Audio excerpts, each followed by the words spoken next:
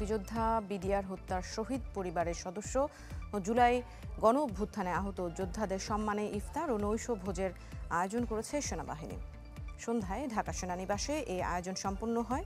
অনুষ্ঠানে সেনাপ্রধান জেনারেল ওয়াকারুজ্জামান যুদ্ধাহত বীর মুক্তিযোদ্ধা, শহীদ পরিবারের সদস্য এবং জুলাই গণ অভ্যুত্থানে আহত যোদ্ধা সহ অন্যান্যদের সঙ্গে কুশল বিনিময় করেন। পরে এক সংক্ষিপ্ত বক্তব্যে বলেন, শত্রু মোকাবেলায় বীর শহীদদের ত্যাগ ও এই জাতি চিরদিন স্মরণ করবে।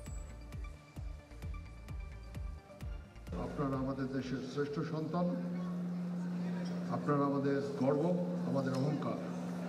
৭১-এর এই দিনগুলোতে আপনারা যে সাহসিকতার সাথে শত্রুর বিরুদ্ধে ঝাঁপিয়ে পড়েছিলেন তা বিশ্ব ইতিহাসে বিরল।